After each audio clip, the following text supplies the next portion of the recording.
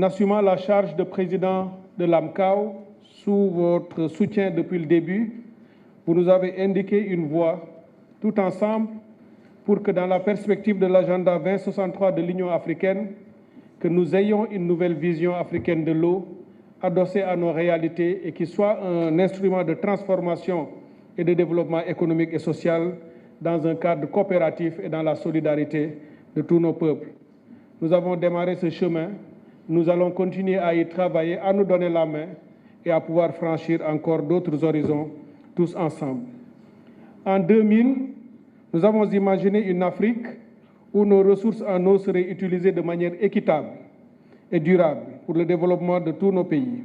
Nous avons également imaginé un monde, une Afrique, où la pauvreté reculerait, où la coopération régionale se renforcerait, mais également où les questions environnementales et climatiques seraient dûment prises en compte à la perspective 2025. C'était ça tout le sens de la vision qui est en train de s'achever et qui doit être remplacée par la nouvelle vision que nous venons tout juste d'adopter. Les efforts déployés pour réaliser cette vision nous ont appris qu'il était urgent d'intégrer de nouvelles approches dans nos démarches, dans nos stratégies, afin de mobiliser nos propres ressources à l'intérieur du continent et ensuite avoir recours à des ressources externes de nos partenaires pour pouvoir financer l'accès à l'eau potable et à l'assainissement à tous nos pays. Nous devions assumer des changements de paradigme, nous engager sur de nouvelles voies, mais à chaque fois dans une perspective de coopération, de co-construction et de développement solidaire. Ceci pour renforcer l'intégration régionale à l'intérieur de nos communautés économiques, mais également renforcer l'intégration à l'échelle du continent africain. Je me réjouis donc, chers participants, mesdames et messieurs, chers collègues et homologues,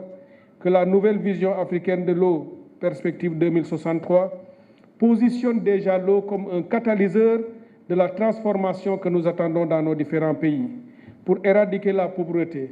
assurer la souveraineté alimentaire et assurer toutes les perspectives industrielles et la résilience pour le bien-être de nos populations. Cette vision et cette nouvelle politique induisent des changements importants.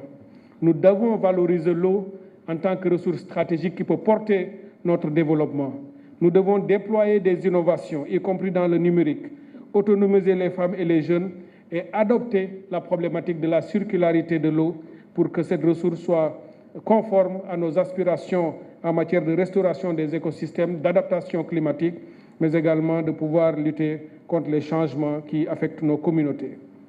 Le coût de l'inaction, mesdames et messieurs, chers collègues, serait désastreux. Il serait beaucoup plus coûteux que le coût de l'action.